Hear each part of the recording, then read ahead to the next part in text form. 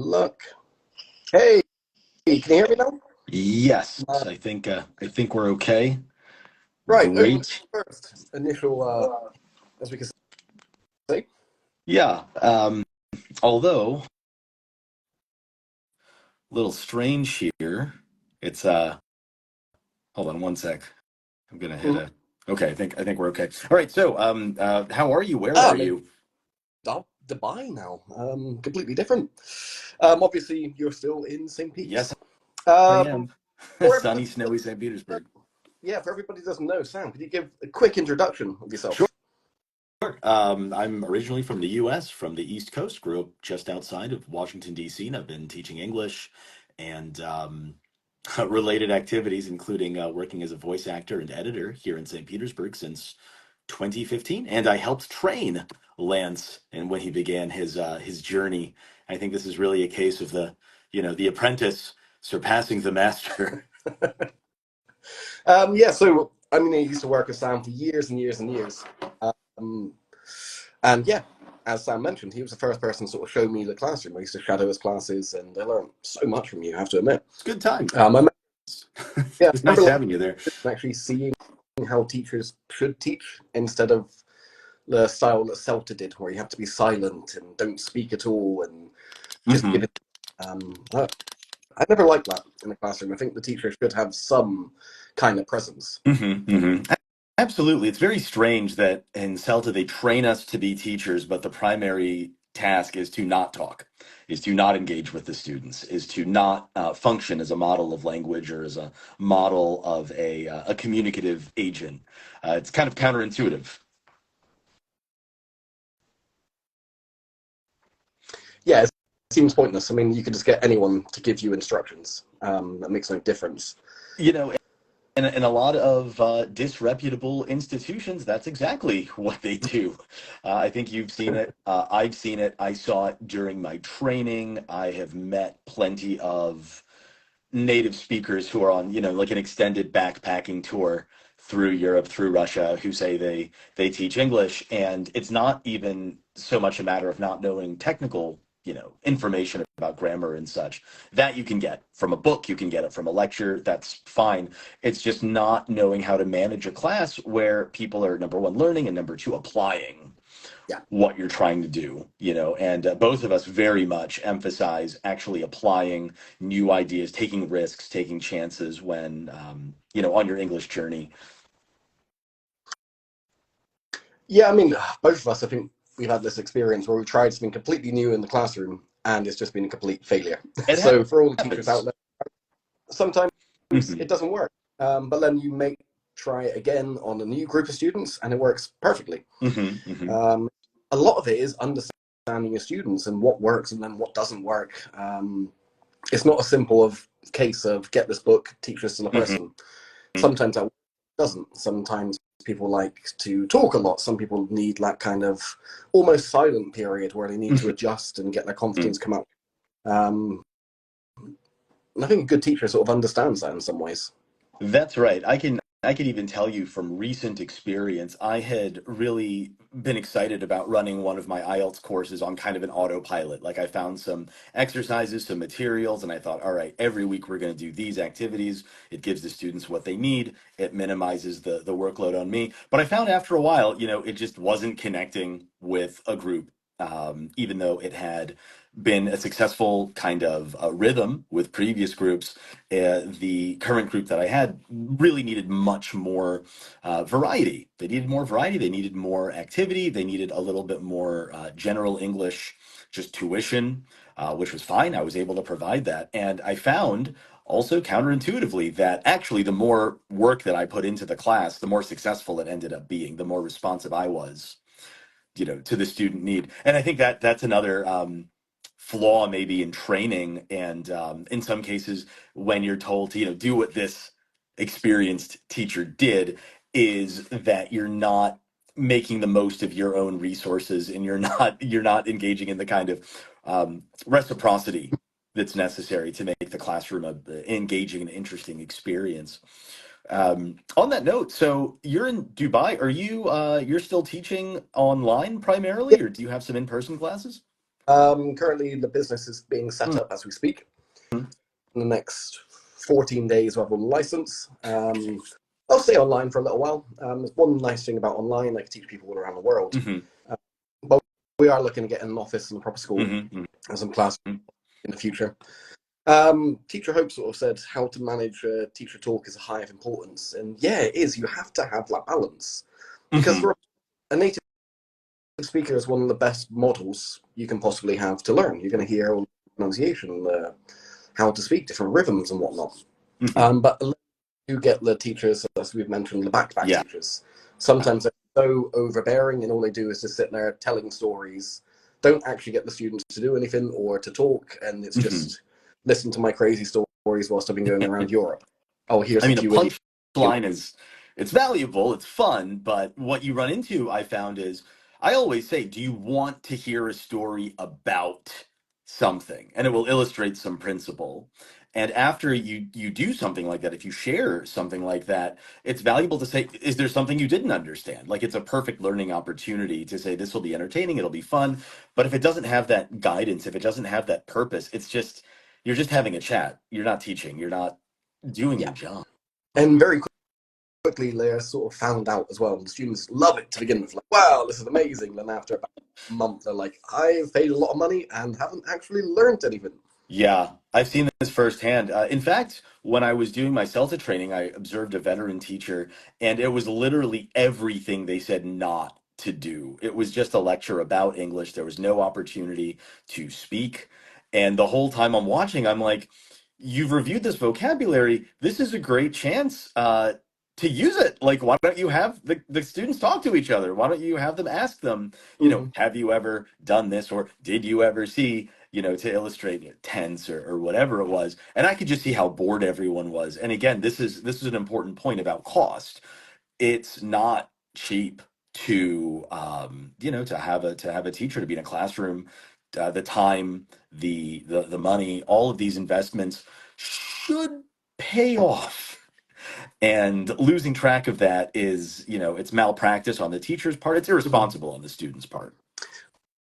I mean, go to like a little sort of side tangent from that. I want to sort of talk about the common mistakes of when people want to learn English, Oh, sure. Hmm. all into these kind of pitfalls and everything else, and just end up burning out so quickly, spend a huge amount of money, and walk away so dissatisfied. Hmm. Hmm. And I mean, for me, one of the first things I always see when I get an overly enthusiastic student that wants every piece of homework, they want to study every single Hmm. day, I know that person's only going to last 2 or 3 weeks and they're going to be completely burnt out. Hmm.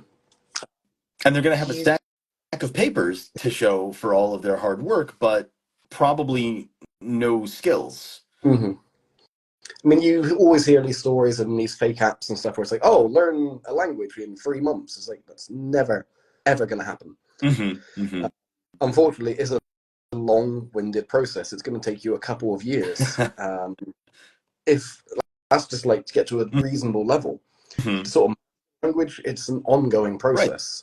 Myself, I'm There's a still all there's the the time. social element to it too. Oftentimes you'll meet students who say, "I really just want to speak." And it's good that they have this goal, but then you have to think, well, but whom do you want to speak with? Do you want to talk to me? That's going to be more difficult, right? If you just want to relocate to an English speaking country, that's a much more difficult task than I want to be able to make hotel reservations. I want to be able to ask for directions. I want to be able to, navigate what they call the ELF space. The English is a lingua franca space. And I feel that this is on an institutional level. A lot of schools, a lot of teachers don't realize this. They say, come to my classroom. I'll teach you to be an American. I'll teach you to be Australian. And not only is that very difficult, if not impossible, it's not the goal. That's not what they want. That's not what they need. Um, and there's a big difference because normally when people have speaking practice, it's normally one to one Hmm. all the time. But in real life, that doesn't happen. If you go to a bar, a restaurant with friends, you're Right. having polylock. You're having a conversation with 5, 6, 7 different Hmm. people. Hmm. People will interrupt each other. They'll rephrase what they just said because they didn't Hmm. word it correctly as they wanted. And that's a very hard skill to understand, let Yeah. alone teach that. Yeah, especially this, grammar-based approach of every sentence needs to look just like this, but you hear people talking and they just, well, they'll just switch their idea in the middle Yeah. of the sentence. Makes sense to you and me because we've been doing it for Mhm. many decades. But if your classroom doesn't facilitate that, if your listening samples don't show people doing that, that's another big problem. I think we've seen that with lots of materials, or oftentimes just modeling English in a way that's not natural, it's not useful, and you spend a lot of time, you spend a lot of money on that. Yeah, it's a formality as well. It's a formality of like you must learn all this formal language when, in my opinion, 99% of what we speak all the time is semi-formal, informal. Hmm. It just doesn't translate across. Yet they spend so much time trying to study this, and they kind of neglect. When I say sort of like semi-formal, I'm not just talking about learning phrasal verbs and idioms. Hmm. I've had one complete opposite way, and they tried using every idiom under the sun Yeah. in every sentence. Yeah. It's completely unnatural. Hmm. You've got to find that balance, and the only way you can do that is from sort of real listening, speaking to real natives. The audio books and stuff like this are always so polished and perfect, as they should Hmm. be in some, but that Yeah. doesn't reflect real life. Hmm. One of the best activities that I've ever done, and I think I'll do more of this year, is to encourage students to, write their own materials, write their own, skits, scenarios. Because on the one hand, you've got them thinking, well, how could I use English in real life? How would it work in real life? And then with the teacher there, with me there, I can say, oh, okay, I see the idea that you want. Here are some ways you can say it where you'll be understood. And then they get the practice of coming up with a scenario, imagining how they would say it, getting the correction, performing it, actually doing it. So the next time they go to the donut shop or something, they know exactly how to correct an order. They know exactly how to, ask where the bathroom is or whatever. Like these are real situations. It's not memorizing a list of vocabulary and then trying to contrive a way to use it in real life. That's silly. Yeah, it just doesn't work that way. Talking about writing, it's something that's so neglected in every classroom, I feel. Yeah. And students kind of fight you about this. Like, I don't want to do writing, I don't want writing, but I'm not wanting you to write essays or letters and stuff like Hmm. this. Just formulate your ideas. Having that, it's that fear of the immediate response. Even with stronger students, Mm. when you're speaking, they haven't got time to formulate all this new vocabulary. You just giving them this new grammar tenses and whatnot, and they just jump back to "I'm happy," "It was good," "It was nice." Where if they just had the time just to Hmm. look over, write down that dialogue, they can really figure out how this new language works, how to fill it into a sentence, and it gives them that little bit of a buffer Hmm. to operate this language. Oh, Uh, that's a really great point about writing as actually as a teaching tool that they can do independently. And also, it's a chance to be creative and to be funny, right? I mean, this is one of the most important features of any kind of communication, verbal, nonverbal, whatever. And when they write, I mean, I had a group, I had the corporate group for years, and we ended every class with a creative writing exercise. And some of these were really laugh out loud compositions that I remember to this day. I've even made videos about one of them. I wanted to make videos of others before COVID interfered. But it's a real way of expanding your personality, expanding your skill set, and showing, who you are through English. It's actually a very powerful tool. mhm.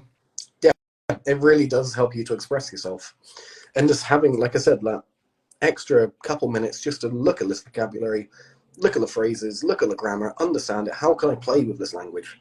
How Hmm. can I sound as natural as possible? Because I don't care what skill it is. If you've just learned something, you can't do it instantly straight afterwards. You're gonna Right. mess. You've got You to got uh, treat language like Lego, not like codex. to perfect. Um, I mean, another big trap I find as well, and I've got nothing wrong with it. I'm not talking bad about anyone, but there's so many students who seem to suddenly focus so heavy on trying to learn an accent and Oh, sure. neglect all of the actual learning of the English. They want to speak with, I don't know, with an RP accent Hmm. or Hmm. something like this, and it just doesn't benefit them. They're wasting so much time and money. I mean, yeah, if you really, really wanted to blend into society that much and have the perfect accent and hide where you're from, that's up to you. It's your choice. But that should be the cherry on top. Once you're Right. at a very, very high level, you can fully understand, express yourself in every Hmm. way possible. This is when you should start looking at pronunciation. I'm not talking about like pronunciation, like connected speech. I'm just talking about pure Hmm. accents. Hmm. Do you find that students often begin their learning process with you by saying, "I want to sound like, King Charles," Yeah, and you're like, um, "I can't help you with that." That's it's just I'm going to be here to teach you. I want to help you to be able to explore English and understand it. I mean, I can help you with sounding better, with connected speech, with tempo, with word stress. This Mhm. that's important. Sounding like rudest way possible, a British dickhead, isn't going to. You have to put that 18 Yeah, plus warning. it's Uh, never going to work. If you want to sound like you're working as an MP, mhm. who wants? It's not going to be practical to your life. You It's know, just going to be. that's a really good example, actually, because if you actually watch the House of Commons, you would realize very quickly that there is no standard accent, even in the United Kingdom. I mean, you've got four countries, dozens of dialects in each one, and dozens of accents in each one. And you can even see it's sometimes not mutually intelligible when they're speaking really quickly. And rather than be intimidating, it's actually a nice resource to let you Mhm. know, hey, your accent it can be at home, even in a place like this, in an august debating chamber. And another issue here with trying to learn an accent is that it takes a lot of mental and physical work, right? Like your mouth and your throat and such. But that's not even necessary to be understood a lot of the time. And it's just you're missing opportunities. Like you could try and do your House of Windsor impression, or you could develop your fluency, or you could develop your Mhm. intonation, which are much more significant in conveying meaning. So if you're just going up and down without any sense, you're missing out a lot of what English can do. But if you're just focused on sounding a certain way, you're missing out on even more of what English can do. I mean, there's a famous phrase, I didn't say she stole my money. If you said Mm, that with no stress, no, there's very little meaning. hmm. Where if you put a I, if I put the stress on stole, it Hmm. has completely different context every single time. And a lot of people don't seem to understand the power of pronunciation, not accent. They seem to Hmm. mix two ideas up and think they're the same when they're two complete separate entities. Uh, And there's also the controversial but essential note of yeah. sarcasm. You if you can communicate using irony, which is very sophisticated, in fact, if you've mastered intonation. It's got nothing to do with your particular accent, but it's something that anyone can learn. Did you do your homework? I did my homework, and you give the side eye to your classmate who didn't. Not a very nice thing to do, but it shows a real mastery of the social situation, which is quite impressive. I mean, it's something we've always said. Is when we sort of talk about IELTS stuff and speaking, the Hmm. difference between, say, a 7 or an 8 could just be body language in some ways. So this might seem Mm. detrimental. If I can see someone is very, very relaxed speaking that language, Hmm. they're fluent, they're smiling, they're gesturing, they're open with their body, Hmm.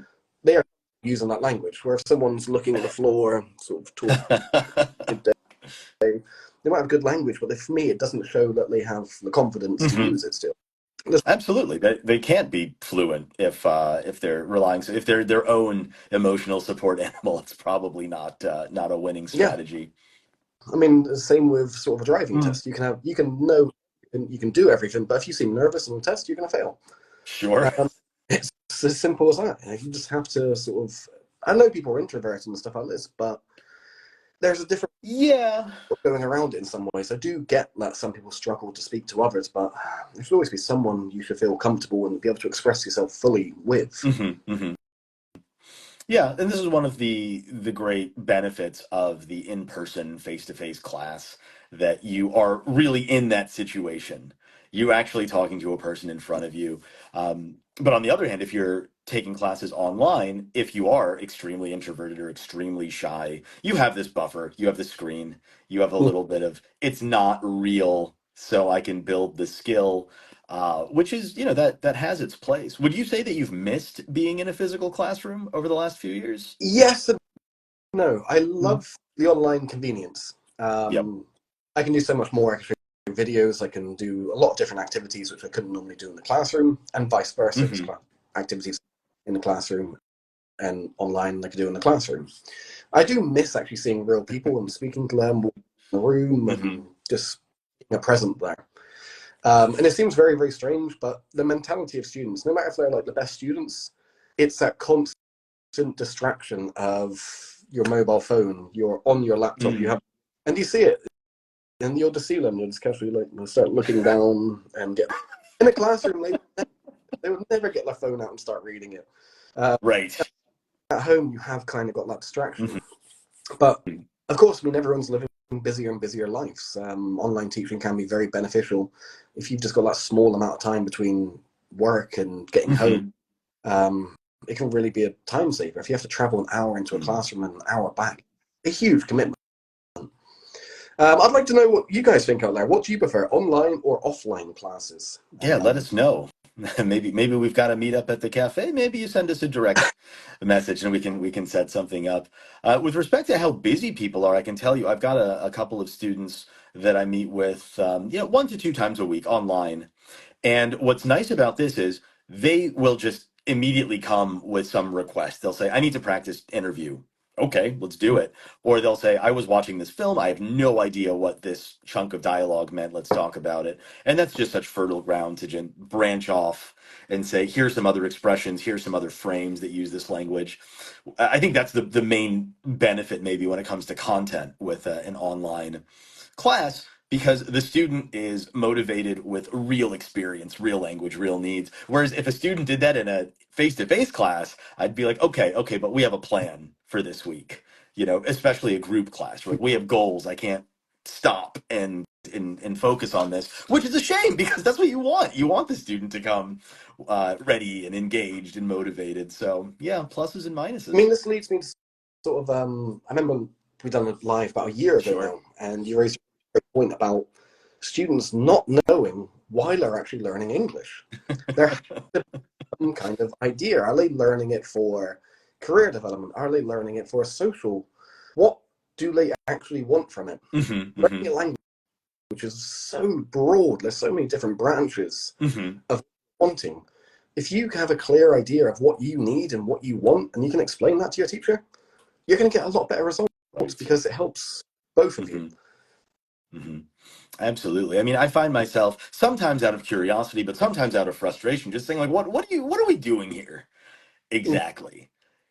Because something that I personally don't have any problem with students who are just, they're fine being in that B1, B2 range. They can use English, they can understand mm, English. It's a bit of a mess in some places, but that's fine because if they just want to express themselves and connect with people, for whom their native language isn't an option, that's fine. That's great. Doesn't bother me. I've had many gratifying discussions like that.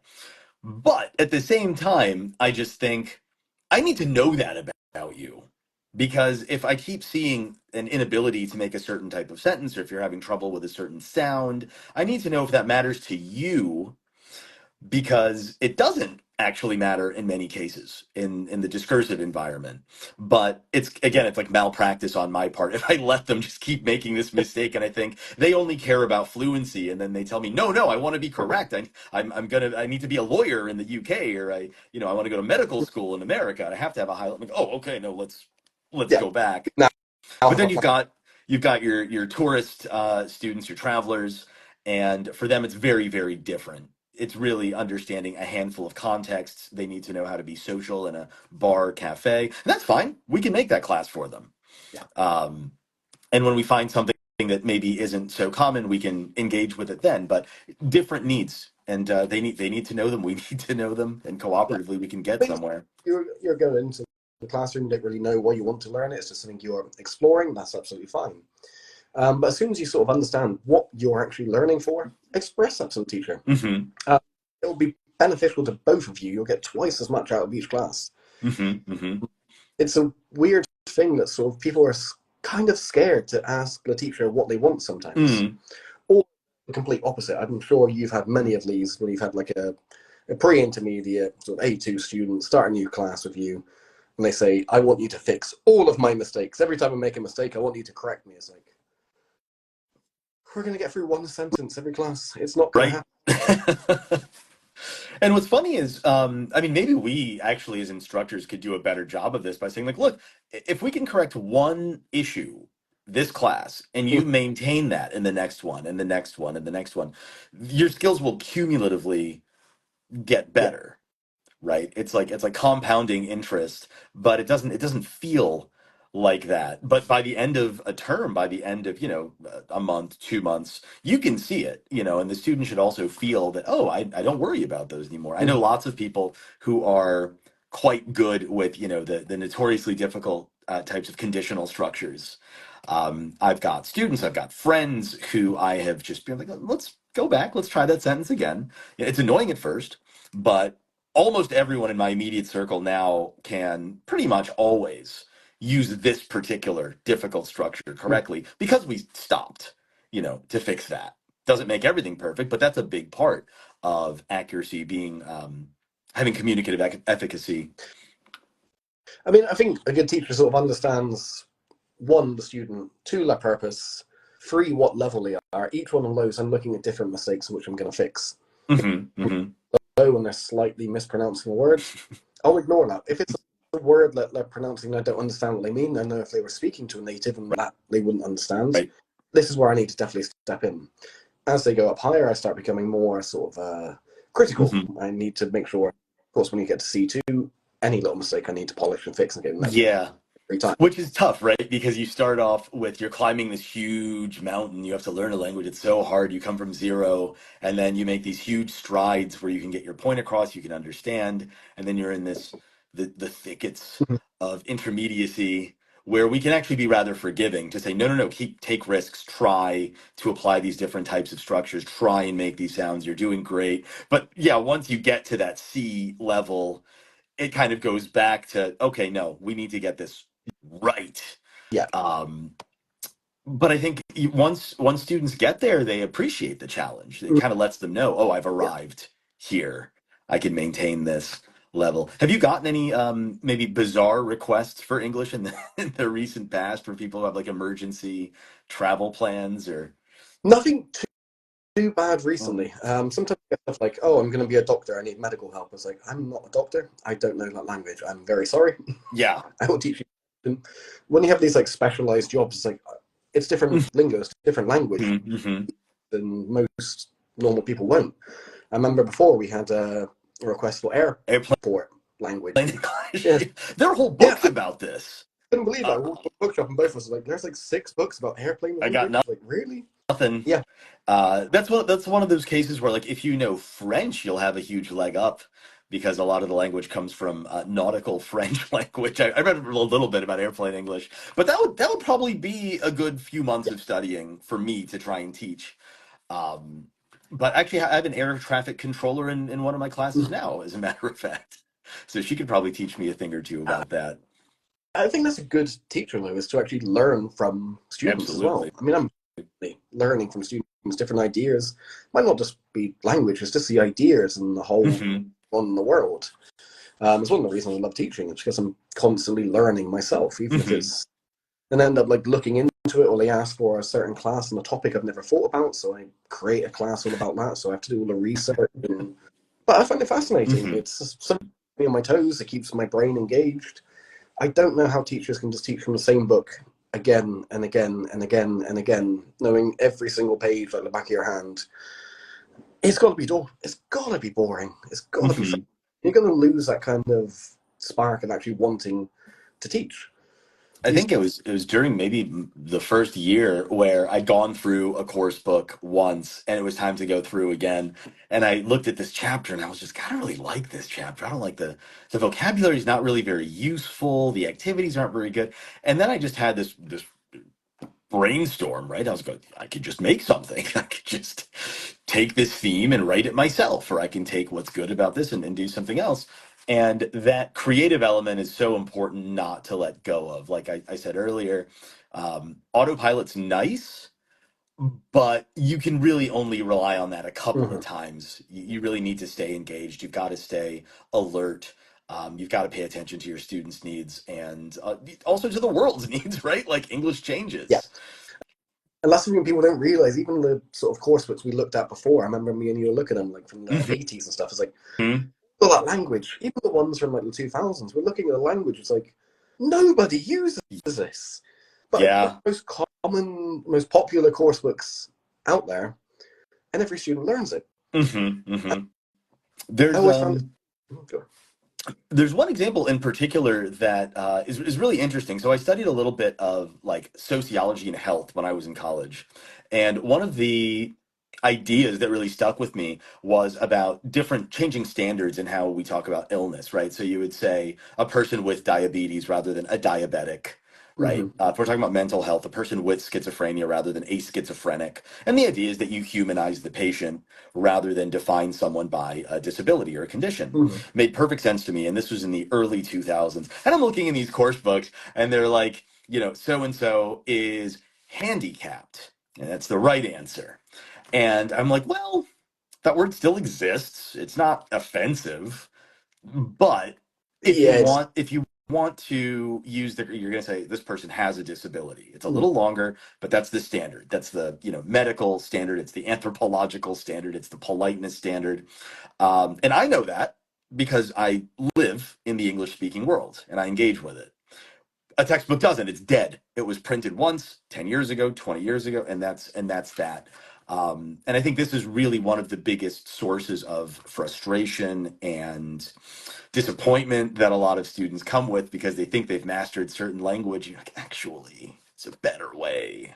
yeah. I mean, I get that a lot. I have a lot of students, and I run a couple of C2 groups, and I get Hmm. like, oh, I'm C2, and then they join my group, and they're like, I understood nothing because, like, yeah, this is real language, is all I have.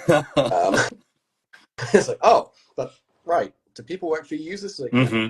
and I Hmm. mean, especially at C2, you sometimes get this language that, yeah, I don't use very often, but something I try to explain to students are like, yeah, but if you don't use it, why do I need to learn it? It's like, even if I don't use it, I understand Right. it, which means I read it in a book or someone used it, I know what that means. Hmm. Hmm. Powerful battle of understanding as well. Absolutely. Because if you're in a high stakes situation, if you're working in a very demanding profession, you're going to have a really large passive vocabulary like that. And if you don't, and this gets back to language as a communicative medium, is that you might lose face, you might lose credibility with your interlocutor, with your supervisor, or with your clients. And that's a huge deal. Like it's really not a big deal if you and the bellhop can't agree on this first floor, second floor for your room at the hotel. That doesn't have consequences. But if your supervisor, if your manager, or potential clients, if you're an entrepreneur and you make these kinds of mistakes or you don't know this kind of language, they're immediately just going to think this isn't a credible partner for me. And it's much better to have that mistake in the classroom Mm-hmm. than in real life. I have a corporate client, and they started getting lots. They started dealing with a lot of Hmm. English-speaking countries, and one of their bosses contacted me and said, "Look, we keep getting complaints about our employees being rude to the customers via email." Mm.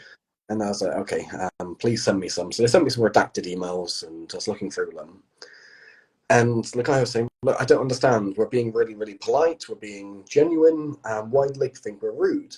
And I look at the previous email from the customer, Hmm. and in like a semi-formal, almost informal Hmm. tone. To respond to that in an extremely formal way is just going to come across as passive aggressive. Sure. It's not understanding tones and stuff like that, and that's Hmm. hugely important in language, not just in writing but speaking as Hmm. well. If you're watching the tone of what someone's speaking, you it's just broken that conversation Hmm. 100%. And Everyone, they're going to think you're a weirdo. Like they're not going to want to talk to you again because it was uncomfortable and strange. One of the great bugbears of learning English, right, is modal verbs. And I don't stress about this kind of thing, but once I had a student, great student, terrific. She got an 8 on her IELTS when she took it. But I remember she asked me something like, I gave them some advice about how to approach maybe the writing section, and she was like, "Why do we have to do this?" And I was like, "Well, you don't have to do anything. You can choose what you want." But she picked up on my reaction, like, "Oh, you didn't really answer that the way I was mm-hmm. expecting." And then she was like, "Was that rude the way I said that?" I'm like, "Yeah, a little bit Yeah. to say why do I have to do something?" But it was because she didn't understand the distinctions, right, between like why should we do this or like what's the reason or um, so if something looks on paper like it's fine, discursively, socially, it might not be. And so many people don't come with that at all. They haven't had that training before. Yeah, I mean, there's so many different things that affect the language you're going to use. How well do you know the person? What's the location? What are you doing? Different cultural Hmm. backgrounds as well. I mean, I remember both of us being in St. Petersburg, and if, for example, if I said to you, "Oh, do you fancy going to the cinema tomorrow?" and you didn't want to go, you'd go, maybe another week, Uh-huh. another time." You'd make some kind of excuse. Hmm. Where before, Lara would say no. And Right. for me, it's just like such Uh, blow in the face. Like, oh my god, like, have I done something to upset this person? I must. right. And you you don't get taught that in course books. Hmm. Hmm. Absolutely. It's a difference between knowing about something, yeah, from the book, by the book, Mm-hmm. versus actually experiencing it.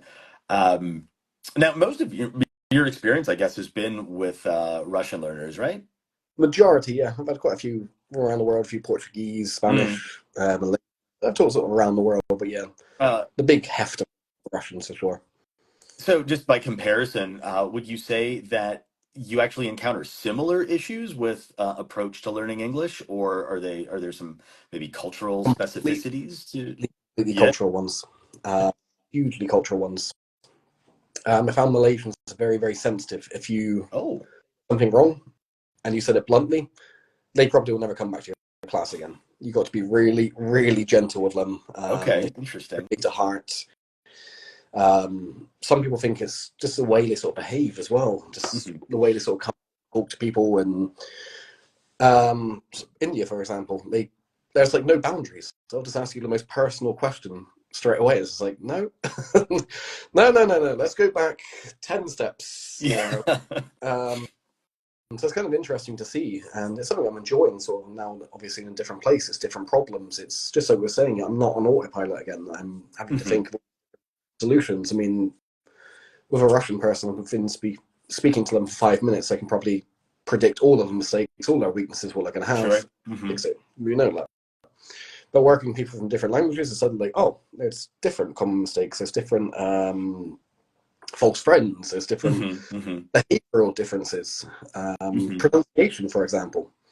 And for me, I found that really, really fascinating to sort of see because I kind of got into this head like, oh, everyone makes the same mistakes, but of course they don't. Right.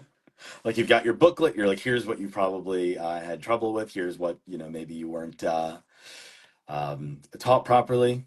Oh, Valentina's Hello. here. Hello. By the way, guys, please, if you've got any questions about absolutely anything, please put them in the chat and we'll get back to them, okay? Yeah, it should be Okay. recorded, hopefully, as long as it doesn't get messed up. Yeah. Um, sorry, go ahead. I was just going to say that I've recently been going through the Delta documents that you sent me years ago. You sent me like 100 articles about English teaching and English learning, and I read a few of them, and then I was okay. This can take a break, but I've started to revisit them. I think I'm down to maybe 86 or so, just plugging through there, and there's really good stuff in there. And Hilarious. another problem that I've noticed in classrooms, mine included, right? I'm not an exception here, is that when you have learned a few activities, when you've learned a few management routines that you like, you don't learn more. And it's a mistake. That there's always a better way, there's always a new way that you can challenge your students, you can better reach them. So I'm reading these articles and I'm just highlighting them, circling these huge chunks of text to say, I'm going to do that next Mm-hmm. week. That's how we're going to review conditionals. That's how we're going to review modals. This is how I'm going to set a trap, where I know they're going to make this mistake. We're going to catch it and we're going to fix it. I can't do that all myself. My years of experience are something, but you've got to what's the expression when you stand on the shoulders of giants? Mm-hmm. Maybe English teachers aren't so much giants, but they've come Oh, before us. They can help us out. um, yeah, the Delta. I mean, I was trying to explain to people like how much work it is. I've got a few students who's thinking about doing the Delta now. And I'm like, it's not Celta. It's Hmm. a whole different world, basically. Uh, Hmm. Hmm. the reading list, and just all the activities you have to do is unbelievable. I mean, I remember it's like when I was doing the test, if you put the word student, it'd be seen as incorrect. It's got to be learner instead. It's very. Ah, well, there you go, right? Like we don't use this word in this context. It makes perfect sense, but that's just not the not the lexical item we use, and that's fine. Unless You just got to learn that. people that don't know the different meaning of this word, but it's very anal, Mm. uh, meaning very precise and wanted in exactly a certain way, not a filthy way. Hmm. Hmm. But yeah, I mean, there's always something to learn, whether it be the student, whether it be the teacher, and you need to sort of embrace that. And something I do with a few of my students, I don't know if you've done this with many students, is the idea of a flipped classroom, um, Mm. Hmm. where Hmm. you give the bulk of the class to the students. I mean, the student has to be very, very motivated. It doesn't normally work for group classes, unfortunately, where they will do the reading, the listening at home, the stuff that takes a long time. And then in the class, we can go through the answers, fix the mistakes, do the speaking activities, and stuff that we should be present for. We can fit twice as much in there. I mean, I always hate giving reading. One, I love reading because it's full of amazing Right. language. I can do so many different activities with it. But at the same time, I kind of feel like a little bit lazy because I'm just sort of sat there whilst people are reading for 15 minutes. And I'm like, come on, Right. You've do got it. your watch. You're like, all right, Yeah, so 10 more minutes. I can get another cup of tea. yeah, It's I okay. don't want to skip this, but it would be so amazing if you had the ability to be able to do that at home. Now, of course, um, some people are very, very busy at work. They haven't got the time. It's just purely the class. I mean, myself, I'm not a stickler for homework. If a student comes in, Hmm. they haven't done homework, I go, okay, fine. Yeah, we'll do it now. Yeah, That makes my life easier. We can just do what you were yeah. supposed to do. But But it's very which was hard for people that didn't do the homework because they were busy with some personal commitments and then have to go to a classroom and sit there for 45 minutes reviewing for the homework they haven't done. For me, it feels like if it's a group class, they're wasting their time and they're wasting their money in that yeah. way. I think the last class I had before the new year, my normal IELTS class, in case anyone's interested, right? So on we meet twice a week. It's 2 hours exactly, and on Monday we focus on listening and speaking, and on Wednesday we focus more on reading, writing, with a little bit of speaking sprinkled in there. So they get all the skills in the classroom. Mhm. But this very dilemma that you mentioned about reading in class, we have the time to do a full reading passage. 2 hours, 120 minutes. 20 minutes for one reading passage is fine, right? On paper, that's fine. But last week, they were so involved with these grammar exercises that we were doing. They were getting really into some speaking exercises that I'd set up. I gave them some guidance about writing, and they were really getting into it. And I looked at the clock, and I was like, you know what? I could stop this and give them the 20 minutes for reading, but they can do it at home. Yeah. And I was like, straight up, we're not going to do reading today because you guys are doing this. You're doing it well. You're asking good questions. You're making good progress. And it really made me think, they know how to do it. And maybe I'm just going to start assigning it as pure homework. Mhm. And in class, we can use maybe excerpts, chunks of reading to move to writing, to move to speaking. But you have to have that trust for the students out there going to do it, especially with something important like IELTS. Like if they don't do that and suddenly it's like, yeah, you need to know, are they motivated enough to do that homework? Because if you just suddenly set really important tasks, and obviously you've gone through it before in reading and whatnot, but if you suddenly set a really important task for homework, you haven't explained it, you just give it to them, they're going to be completely lost. And if they haven't done Hmm. it in this class, it's a disaster. Um, I'm going to quickly make a drink. Sam, do you want to take this question in the chat? Sure, but what's this? The five most difficult English topics. I'll join you in 2 seconds and grab a drink. All right, that's fair. In my experience, I would say the most difficult ones, especially for Russian learners of English, number one is got to be articles. They don't exist in Russian, so it's very difficult to go from a system without this feature to one that has them.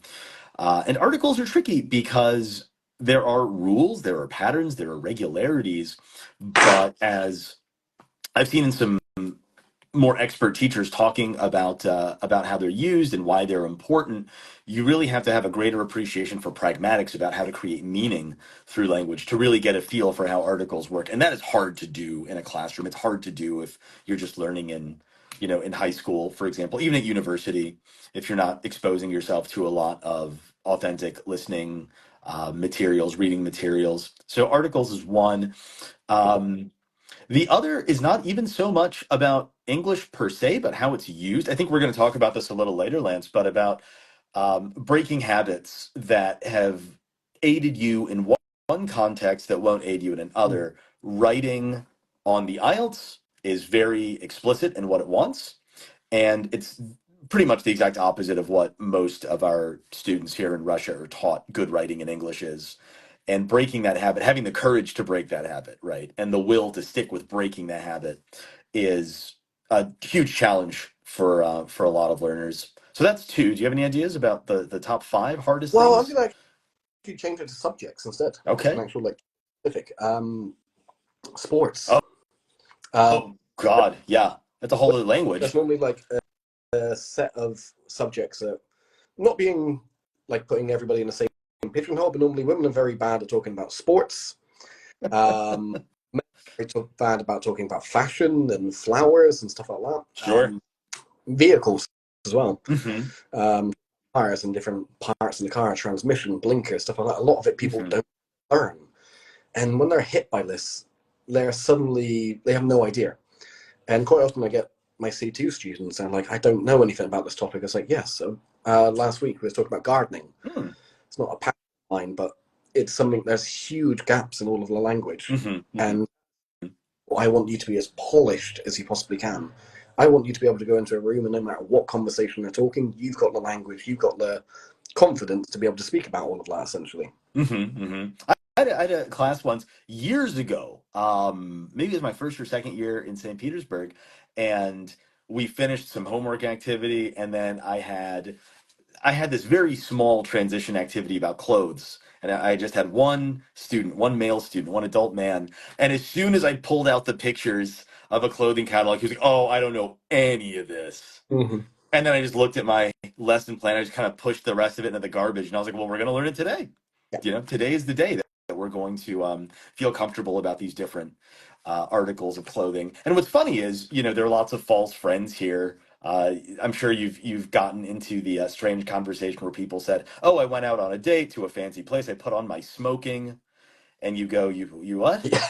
There's no smoking indoors. What are you talking about?" Like, no, smoking is required indoors. And you're a smoking? What do you mean a? What is even happening? And then you realize this is the word for like a blazer, a sport coat, Mm-hmm. um, some other names for this very confusing article of clothing. But that opens up so many new possibilities when you go, oh, that has a different name. Well, what's this thing called? What's On this top thing of called? the UK, the US differences here, pants and Right. trousers, lists, and it gets even more confusing. I mean, that's Hmm. a very interesting question. Lots of students ask me like, what's better for me to learn, British English or American English? And I go, it's up to you. I don't know. Yeah. What's your? Are you going to be moving to America? If so, American English. If you want the IELTS, and you want to live in Europe, probably British English. I can't tell you what's better. There isn't a better or a worse version. Just You pick. yesterday, I was talking to an Irish friend of mine, and we were talking about, finger foods versus what foods we use utensils for. This is a real life conversation. And he goes, "I've never liked getting my hands greasy with chips." And right before he continued, he was like, crisps, or, he said crisps, and then he like corrected to chips. And then he said chips, and he like looked at me to make sure I was on board, that I understood he meant what we would call in the US fries. Two native English speakers, right? And we need to pause sometimes just for each other, and that's okay. That's Yeah, fine. Um, I mean, both of us. We've had our like little parts where you sort of say something. I'm like, I have no idea what you're saying now. Like, I don't know what that means. But there's all this like little parts. I mean, the funny one was aluminium. I mean, oh, sure, the American pronunciation aluminum. is. I thought it was two completely different Hmm. materials until about, I don't know, 6, 7 years ago. That I always. that makes sense, right? Like that happens sometimes. Two things have very, very similar names, and they're different things. Yeah. But in this case, yeah, not so much. Um, Also, what's interesting is I think if you just watch a lot of media from the UK, like you're going to hear aluminium a lot. Like for some reason, this word pops up a lot in different broadcasts, cooking shows, for example. It's going to pop up there in engineering exhibitions. It's going to pop up there. It's a word I never think of because in America, you would probably just say foil if you're cooking. You wouldn't even say aluminum foil. You just say foil. Um, but you can imagine a student walks in and says, "I was cooking over the weekend, but I was out of aluminium." See, the weird thing is in England, we Hmm. say foil, although it's made out of aluminium now. Made Mm. out of tin, so it's still called tin foil, but yeah. Oh, yeah, okay. But it's not. Tinfoil also, we have the term in the States, but we just go foil. Yeah, I mean, the Look thing at that. is, American, they say hamburger when it's like, it's not ham, it's beef. Come on, stop. Right. Stop. I think we can blame Germany for that. I think they're responsible Um, for that. I want to move on sort of like talking about actually sort of learning vocabulary, because Yeah. seems to be a huge, huge problem with students. Hmm. One of the main problems I find is they focus only on referential meaning. Like, Hmm. this word mean? A Right. car. Okay, car is a vehicle you drive. That's it. They're like, okay, I'm done with that word. Doesn't mean. And there is so much you need to be able to learn and to understand. I mean, you've got the differential, you've got the connotational, you've got so much. I mean, the classic ones, the connotational. I mean, I've made videos about this, but we'll ask the chat, see if they know Sure. difference between slim, thin, and skinny. And Hmm. Hmm. I'm really adamant on this because a lot of teachers, let's say lazy, maybe they're not lazy, maybe they're just checked out, so I don't know. They'll just say, oh, they're just synonyms. No, they're the same, they're Mm. just. Um, and of course, they're not. Slim, thin, skinny, as we know as native speakers, hold something completely different. Right. You would never say to someone, "You look great in that dress. It makes you look." Well, maybe if they have issues with their weight, that would make sense to say, like, it makes you look skinny. But yeah, it's not quite the same connotation as like a compliment. Like, it makes you look Yeah. svelte, for example. Like, Mhm. if you want to talk about a trim body type that is attractive, fit, etc., there's a word, but you would never say, like, oh, have you been eating? You look really svelte, Mhm. right? Like, it would never work that way. But this is a problem with vocabulary lists, even with dictionaries, with a thesaurus. If you don't have that depth of cultural comfort, you can just say, I don't want to say thin. What's a better word? You open up your dictionary, you open up the thesaurus, or worst case, right? You open up your translator and it gives you a bunch of words and you go, I'm going to use this one. Yeah. Never Yeah. seen this word before. Sounds fun. I'm going to say that word. It's like, no, that's like, and of course, it has a very detrimental meaning behind it. It's like, right, Sure. doesn't work that way. If I said, Sam, you look so skinny, you say, You'd be how like, eh. skinny? I love pizza. I eat it every day.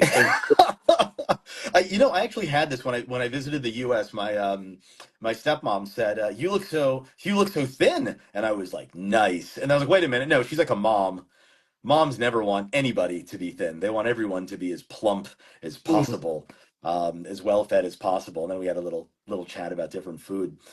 Speaking of which, right? Speaking of vocabulary, I know you've seen. I use the Google's Ngram tool to illustrate collocation and to illustrate frequency of use. I use it in class now. Students love the Google Ngram viewer. For everyone who's watching, I'd highly recommend just type in Ngram Google. It's a wonderful tool. If you don't know what it is, Google has scanned like millions of books over the last 200 years, published in many languages, and it shows you the frequency of use of different words, phrases, etc. It's very powerful. You can change the like the tenses and the forms of words to understand frequency, and you can really see, oh, this expression used to be popular. No one says it anymore. Here's a better one. Or my favorite is when students think they've said something meaningful by stitching right words together with just their definitions, and you can plug it in and say there are zero instances of yeah. this in written English over the last 200 years. Or I go from 1980 because that's the modern era as far as I'm concerned. And these tools didn't exist, right? To be fair to older instructors, they didn't have resources like this. So if they learned something in a textbook and they taught it, they had a reason to think that was fine. But now we have so much more, right? We have that tool and Of like the teachers always developing, they need to be able to Mhm. use these new, need to use all these different programs and stuff like this because it helps. If it helps you, can help them. But yeah, uh, if you follow Sam, you'll see he's always posting these on his stories and showing you like true collocations. And it's so important to English instead of just putting together these words. I mean, we've had it in the chat. I don't want to call out any names and stuff, but I like to communicate with friends. That's That's the one of worst it. one. Every time I hear, what do you do on the weekend? I communicate with friends. It's like, no, you don't. But yes, I communicate with them every day. It's like, you talk talk with them, you chat with them, you catch up with them, You and text, yeah, you call. I mean, Yeah, I think this goes back to what you actually introduced at the beginning, right? Is that many learners come from this background where they're expecting the most formal, the most rarefied uses of language to be the correct ones. So the word communicate is bigger than the word talk. So they've got this idea that it's better. And I'm like, unless you're a computer, right, communicating with another computer, just sending data back and forth, this is a pretty inappropriate expression in most cases. But what I found is when students start to trust that there are better ways of saying this, they sound so much oh better. yeah, it's amazing the small changes you can make so quickly can make a huge difference if they just trust the Hmm. teacher.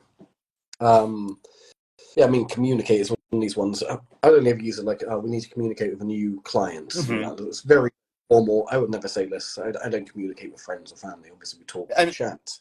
and if you did, it probably means, that you don't talk to these people, right? Like I Yeah. don't communicate with my Uh, family because they're a bunch of weirdos. Like I don't communicate with yeah, this person. like a trouble. It's a chore. It's not something enjoyable. Hmm.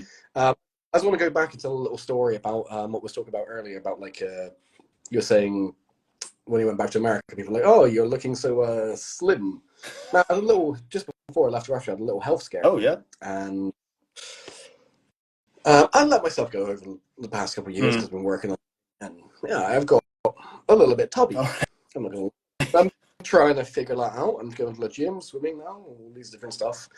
But anyway, I went to the doctors, and the doctor had like a B1 level English. Like she could hold a conversation, but she didn't have any kind of vocabulary pool to play with. There's no wide scope whatsoever.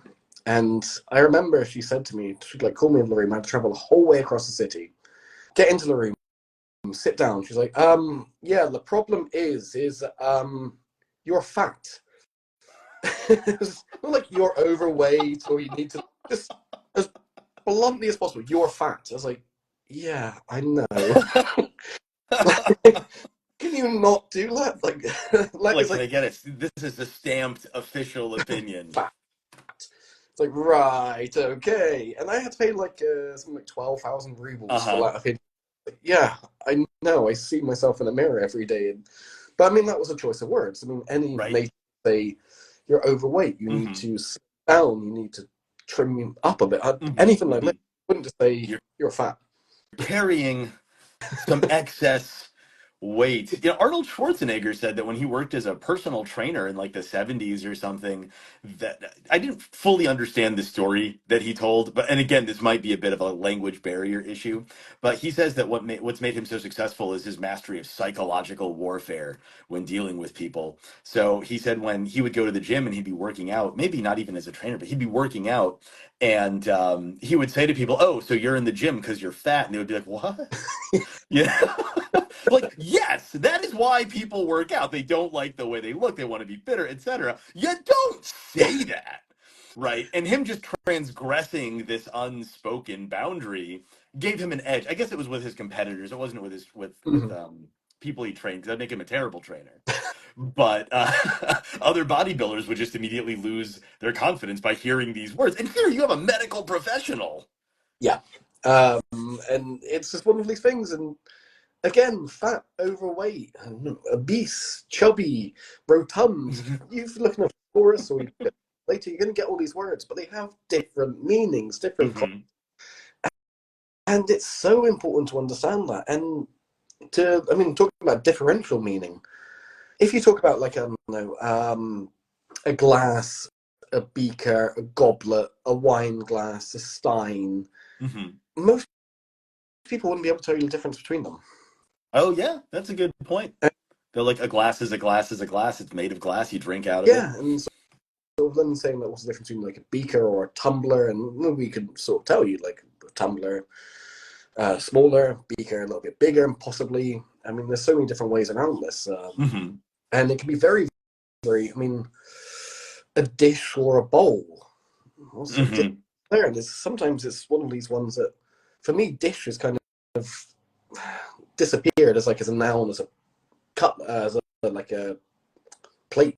and stuff like Hmm. this. Hmm. It's always say a bowl, a dish is now more like a food dish. Complete. Yeah, I think that connotes the same way for me too. Like I just wouldn't say that. Like hand me a dish, hand me the thing. I want Yeah. the article that you're talking about. Hand me the bowl. Hand me the plate.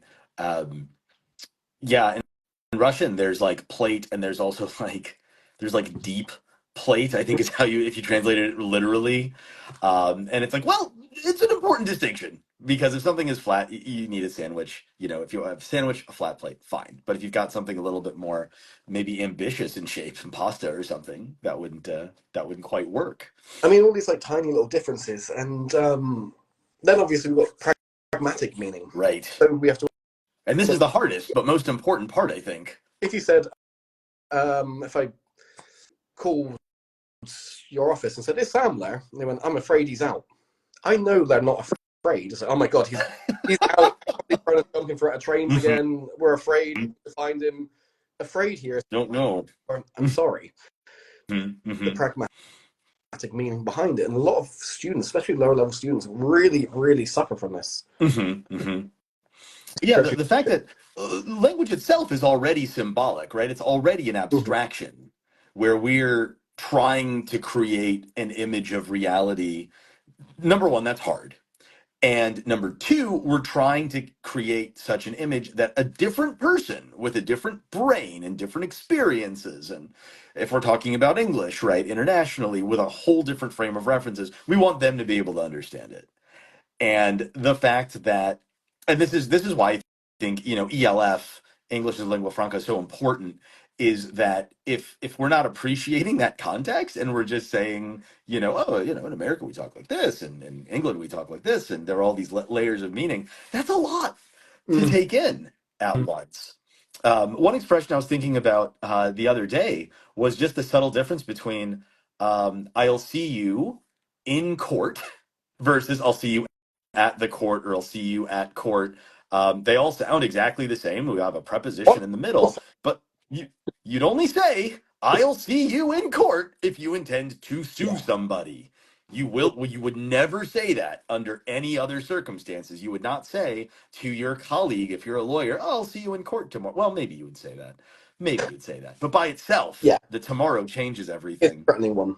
And we have I forgot. I'll come back to it in a moment. Off the top of my head. But I mean, we have all these like little phrases, and sort of going back to modals. They're so sort of tricky. Hmm. You get taught in a book, like, and they don't at all. If I said to you like, if we're out together, I said I really shouldn't have another beer. I'm having another beer. That's right. I know It's a bad idea, but it's kind of a good yeah, idea, isn't it? Because it's a tasty I'm going to beer. get shouted out when I get home. I'm going to feel awful in the morning. I'm still going to do it anyway. Uh, Hmm. Like while you're like reaching for the glass, you're like, I really shouldn't have yeah, another one of these. and But it's like the Instagram video from Jennifer Lopez the other day. She's pouring herself the drink while saying she shouldn't have it. yeah. That's kind of how it goes. I mean, there's so many things you need to think about, and obviously it can be very, very, as you said, sort of overwhelmed. If you go into the classroom, suddenly you're thinking all these different parts. It is like you're spinning plates. You try and do too much, you're never Hmm. going to sort of, you need to sort of understand that. I mean, something that we've talked about this many times, translators, so many people use them as a crutch to sort of get by. It doesn't work. The word run has something like 300 plus different meanings. You're not going to select, Yeah. you're going to look and go, number one, that looks good enough. And Hmm. it doesn't work that way, unfortunately, with language. Hmm. And that's how deep you want to get into it. I mean, if you want to just be able to have a standard conversation with someone when you're traveling, and this is going back to what you want to do. I mean, an intermediate, Hmm. fine, intermediate, we can get the gist of what you're talking about. There's going to be mistakes, but we understand the meaning, what's behind it. We can have a conversation. If you want to be a fluent English speaker, you need to accept that you need to learn this stuff.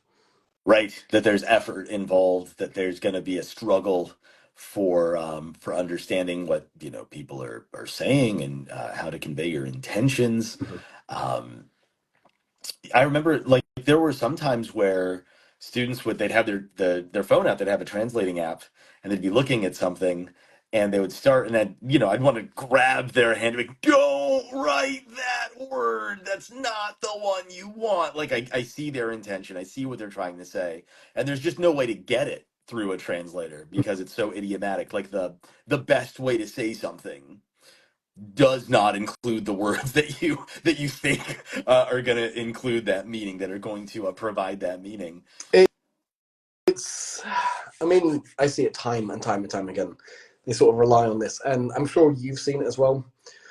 If you're doing IELTS, guys, or you have a writing activity, don't use ChatGPT. We can see it Oh boy, yeah, every time. We can see it, okay? yeah.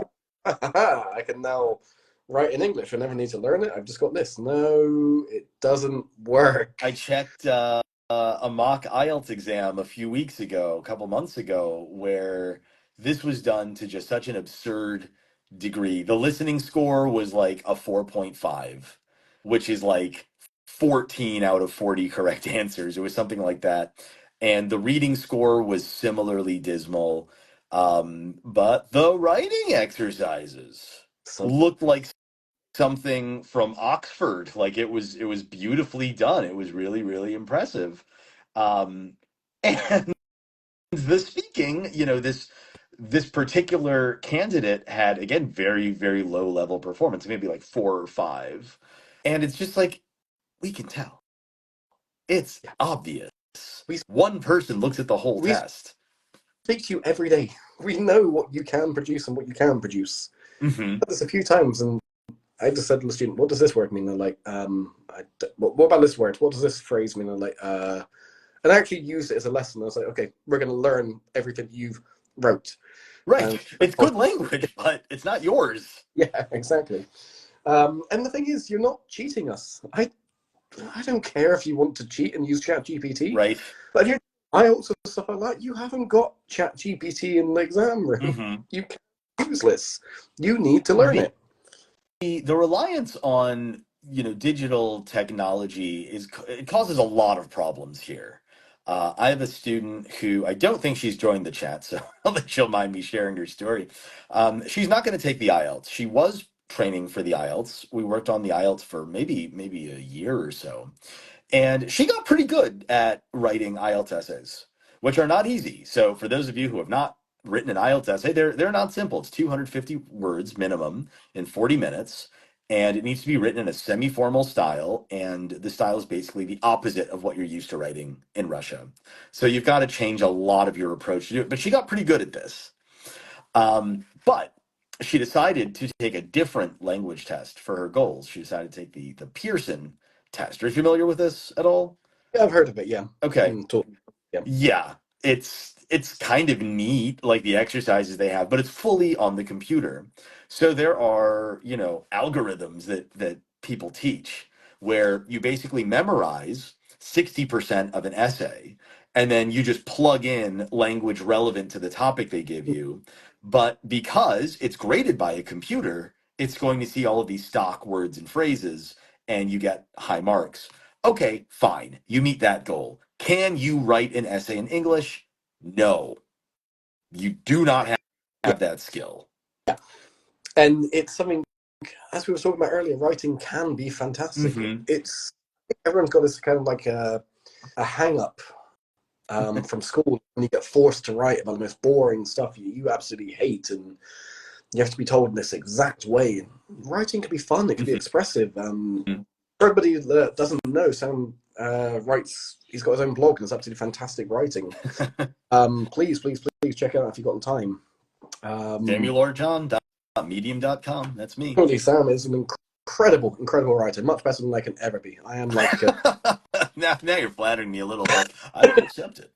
I will not say no. I need more followers, in all mediums. But yeah, I do it, right? Like I think this is one of the things that makes being in my class worthwhile, because I don't just know English and speak it. I actually use it on a very regular basis at a level that a lot of students, I think, they aspire to, right? If they want to go to university, if they want to be lawyers, if they want to work in business, they need to be able to write in a way that they can communicate complex ideas clearly, which isn't easy to do. It takes me a week to write these things, like I have to edit and I have to delete things and shift things here and there and rephrase. And sometimes I have to sit on an essay before I feel like it's worth sharing. but I do that work. So I can teach that work because I'm in the struggle with you. I mean, that's something very important you said, Lara, was it takes you a week. It takes you so long to edit. And students sometimes expect to be able to write an essay or to write a piece of writing perfectly in 10 minutes. It's like, no, Mhm. take your time. Don't be stressed about it. You haven't got like a deadline about it. Just enjoy it. Use new language you have. Use what you've learned in the class. Try to find a way to make it funny. Pull it into conversation dialogues. This is actually a great point about flipping the classroom, right? Because normally you would do the writing at home, but if you do the writing with the teacher there, it might not feel like the most exciting 15 minutes. But in those 15 minutes, with the help of the editing, you might actually produce something that you never could have produced at home. You can catch the gaps, you can catch the errors. And then once you get over those humps, you can really create something impressive. Whereas at Mhm. home, you might stop, once you hit the sleeping policeman, as they would say locally. Oh, we got a question here about ChatGPT. So how students can use ChatGPT in a good way? Oh, mm, ChatGPT is very, very powerful. It's yeah. fantastic. Um, but the worry there is over reliance. It can be useful. Don't get me wrong. It can be absolutely fantastic. You can create your own articles, but look at what it's producing. Don't just go, okay, it's made this Hmm. wonderful language brilliant. Observe it, understand it, look at it, go, what does this word mean? You can create your own sort of reading lessons yourself, Hmm. which would be fantastic. You put in subject or whatever you're interested in, write a 600-word article. You can read that, look at the collocations, understand them, try to figure out Hmm. what it means, go Yeah, back. I Yeah, would. it can be something very, very useful. You can create your own sort of activities and exercises at home, Hmm. but I wouldn't use it in place of your own English. Use it as Hmm. a tool, not this is my English. It's not your English. Yeah, I would definitely endorse that. It's a great idea of using it to generate models, but the idea that, yeah, you can like plug the prompt in and then say it's yours, that's useless. But because it's a large language model, right, the language it uses is going to be spot on. You can definitely learn from that. But then you've got to struggle through writing something yourself, which, that's a part of the fun. Yeah, I mean, so talking about IELTS, I mean, we have both of us have loads of students in IELTS and stuff like this, Yep. and people sort of see it as this kind of final test, and if they don't get it right, they failed, or it's. I mean, straight away, one thing I want to mention is if you're going to do IELTS, understand what you need, not what you want, but what you need. It is so important. I mean, I've had so many times where I've done like a little speaking test for the potential IELTS students, and they go through the test and they say, "Okay, what do you need?" And they say a 9. I said, "No, no, no, no. What do you want? What do you need?" So, 5.5. I said, "Right, okay, I'll teach you to sort of a 6." Hmm. And you can want that. That's fantastic, but I'm not gonna. There's different levels of what you would teach for IELTS. If someone needs a 3, we're gonna fix basic grammar errors, stuff like that. If you need a 7, yeah, we're gonna look at much more complex sentences. Looking at different pronunciation features. We're going to be building up topics about absolutely everything. There's different. You need to tell exactly what I was talking about earlier. Tell Hmm. Hmm. what you need, not what you want. With IELTS, you can do it again in the future if you want. If you desperately want a 9, Right. but if you need to go to university and need a 5.5, tell the teacher I need a 5.5. You want to do IELTS again in 4 years' time after practicing English? Go ahead, do that. But right now, you need a 5.5. That's a weird one when people are like, I don't have a goal for IELTS. And I was like, do you just like setting money on fire? If you want to learn Yeah. English, learn English. You don't need this test. I mean, lots of IELTS courses, or good IELTS courses, not even talking about bad IELTS courses, you learn how to do the test. You Hmm. don't learn English necessarily. You might learn these nice phrases, a few complex structures and whatnot, but you're learning how to take a test. You're not learning English. And I've had this a few times with students. They said, okay, why are you taking it out? I said, I just thought I'd take it. It's like, well, there's no reason. Do general English. Spend less money, improve your English. There's, Hmm. there's no need to just randomly take it. What's funny is people, instructors too, I think, approach IELTS like it's a black box, but they actually tell you exactly what to do. If you just go to the website, and there's three or four of them. There's IDP, there's British Council, and there's just IELTS itself, IELTS.org. Um, and Cambridge, of course. And if you go to their websites, you can download all the assessment criteria. It's not a Mm. secret. It's not anything that requires hacking into. For years, I mean, you too, right? Like we were taught a certain way of teaching writing part one, Yeah. the data analysis, where we were taught you've got to have the context of the data, the map of the graph, whatever, and the overview together in the first paragraph. You've got to do it. You got to do it.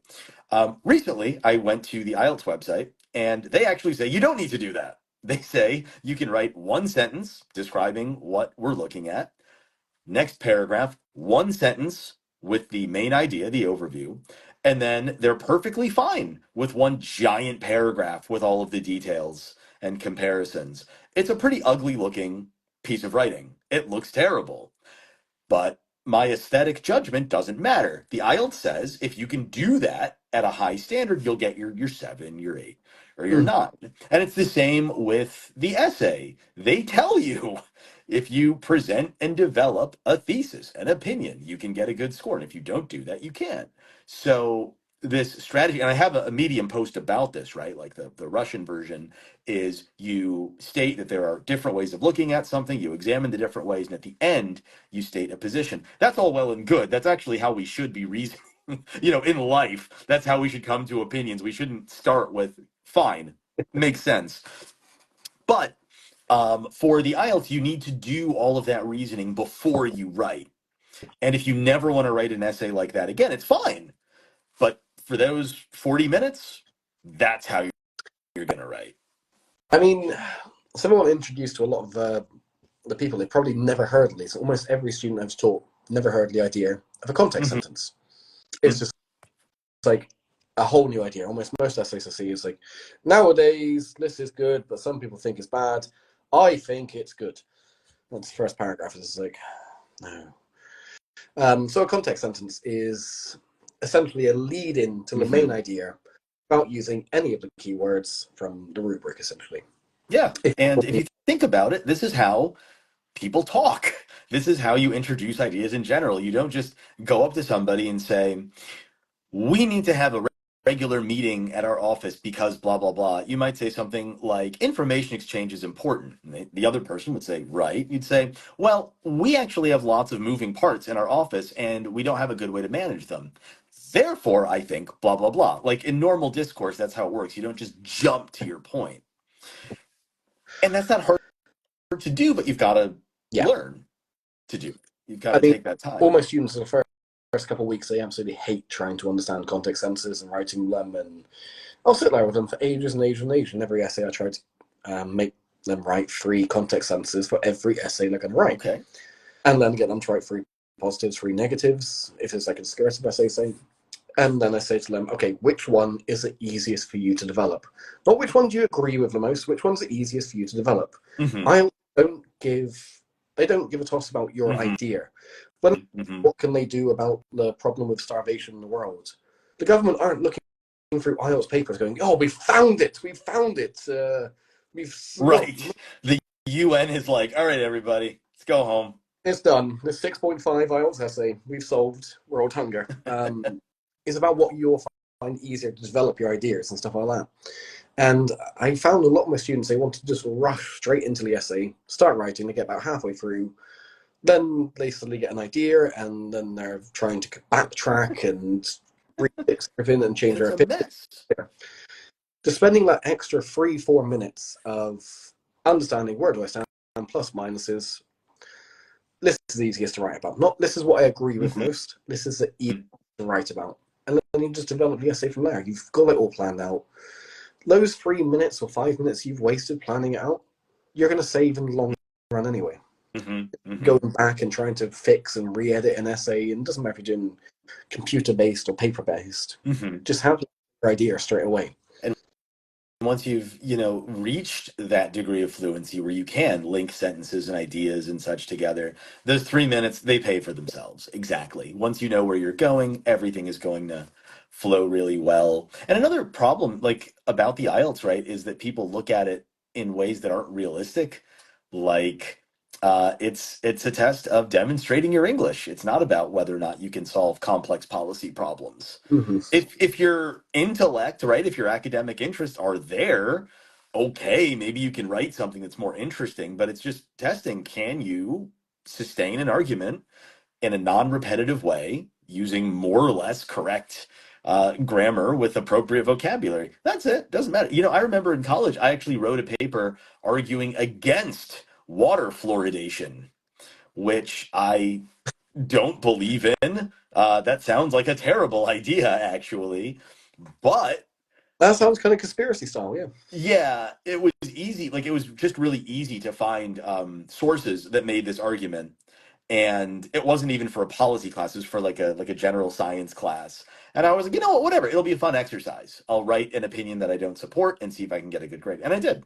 I did get a good grade on it. I remember I made a really interesting activity of one student who was like really, really motivated. And I said, okay, I want you to write a discursive essay. And she said, what's the topic? I was like, there's no topic. I just want you to write an essay. And so she just had to write all of this kind of like plain fodder, but it's exactly what she needed because she kept Ah, struggling to understand. She was like, over the past 2 generations, man has developed in such a certain way. Like we're now looking back at the way we were in barbarian terms. Anyway, it's a very, very good essay. There's yeah. no actual subject. I had all the language and discursive points, and it was just like, yeah, okay, now you can do that. Whatever topic we have, we just put the words inside of it, and we've got the rough structure. Hmm. It's understandable. Once you've made 10 context sentences, one of those is going to fit any test Right. essay, and it's That's the just big dropping. one. It's not. I'm not saying like you can find a perfect structure for essays and IELTS and you just fill in the blanks. It doesn't work that way. Hmm. You can build these collocations, these little phrases, these structures, and you go into in there knowing that you just fit it around whatever you're talking about, essentially. You know, once I took a standardized test many, many years ago, the GRE, it's the test for graduate school admissions. And I had actually used, so much like IELTS, you can find old tests publicly that are published. So I used these as writing exercises for another class that I was teaching. And believe it or not, when I took the test myself, one of the prompts that I'd actually spent like an hour and a half with students was my prompt. So I was able to write this essay in like 20 minutes instead of 45 minutes because I'd actually already worked through all of the ideas. And while that exact same situation won't happen with the IELTS, something very close is plausible if you know how to talk about health, the environment, education, globalization, culture, media, what a transport, technology, Architecture, art. stuff like this. Yeah. There you go. You know, art in general. If you have experience talking about those things, if you understand the different types of essays, there's no reason to be afraid of the writing task. You will have done it before if you've had, adequate preparation in one of our classes, for I mean, example. I've had lists many, many times in the past. I'm 100% sure you've had it the same with some students where they go, what topics like, oh, it's going to want me to talk about? It's like, where do I start? It can be anything and everything Hmm. almost. Yeah, they do prefer some certain topics, and we will teach you about those stuff like I said, sort of environment. But you might get anything you don't know. We don't know. Right. The examiners don't know until the day is like no one knows what to talk about. It doesn't matter how much money you have, or you need to be competent to be able to talk about a whole different sphere Hmm. and stuff that is not interesting to you. Unfortunately, that's a problem, and that's going to be a lot Yeah. of the reading is about as well. Is people are like, oh, the reading's boring. It's like, well, yeah, but they want to make it about stuff you don't know. You don't know about Hmm. the Ecuadorian fruit bats. You have to brush what they put in here. They do this on purpose, and people are like, Hmm. I'm not finding it interesting. It's like, the IELTS isn't fun. Let's face it, the IELTS is not fun. You just got to tell them, do you find living in your home country for the rest of your life interesting? Because that's the other It, option if you don't take this seriously. yeah, there's a reason to take it. That's Hmm. it. It's a test you take. Nobody likes to do tests. No one does it for fun unless you're some kind of weird psychopath. Now, have you had a lot of students take the test recently? Because I'm in Russia, so most students that I have who have taken the IELTS, they have had to take, 1 to 2 weeks out of their lives to travel abroad, book a hotel, find a test center, etc. Have you had a lot of students go through the same rigmarole My last student went to Mongolia to take it. as one does? As one, Okay. it's actually I've always wanted to visit actually Mongolia. Sure. It looks amazing. But yeah, she came out with a 7.5. She Great. believed like a 6. I always told her speaking everything else was a lot Hmm. better. We fixed her right massively in just 4 or 5 classes. She came out, yeah. So she was super, super pleased with Hmm. that. Happy days. I'm very, very lucky. Still, I have 100% pass rate. Listen, I don't know if you know this. For Every the student IELTS? have hit their target and gone on to do what they've done. I've not Wow, had that's huge. yet. Um, and some teachers are much, much more than me, though. To be fair. It's a bigger sample size for Yeah. IELTS, but So yeah, I feel like usually, the only disappointed test takers that I've had is they usually hit the mark they know they could get.